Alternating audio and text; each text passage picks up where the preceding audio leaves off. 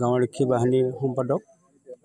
আমাৰ উত্তৰ খ্ৰীষ্টানপাৰাত আজি প্ৰায় 1 মান বজাত স্কুলত কণ দুটা ক্লাছ 8-9ত পঢ়া ল'ৰাই স্কুটিতে আহি থকা অৱস্থাত কাম কৰি আহি থকা মানুহ এজনক স্কুটিতে খুন্দিয়াই তেওঁক ঠাইতে নিহত কৰা বুলি গম পালোঁ। আৰু লগতে আমাৰ যিখিনি নেকি আমাৰ গাঁৱৰ মানুহ আছে ওচৰতে, তেওঁলোকে ওচৰৰ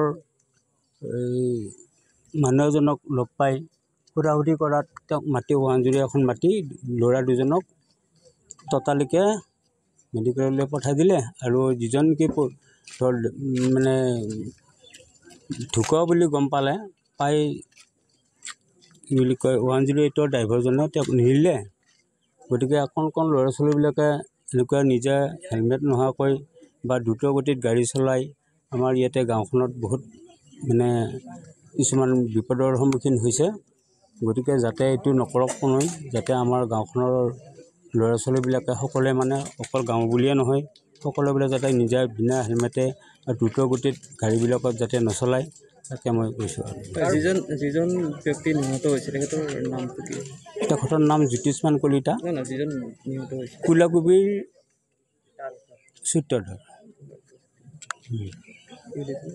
যিগৰাকী ব্যক্তি নিহত হ'ল আৰু যি দুগৰাকী যুৱক আহত হৈছে, কাৰ ভুলৰ কাৰণে এই দুৰ্ঘটনাটো হোৱা বুলি সেইটো অৱশ্যে গম নাপাম। সেই সময়ত মই নাছিলোঁ।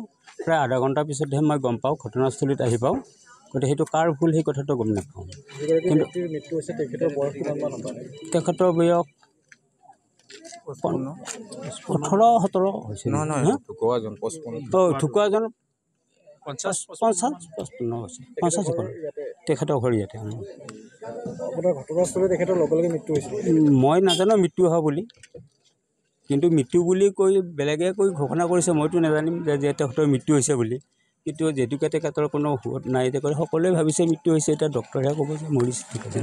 যিকোনো খবৰৰ বাবে যোগাযোগ কৰক 7099017330 লগতে 7099017110 নম্বৰত।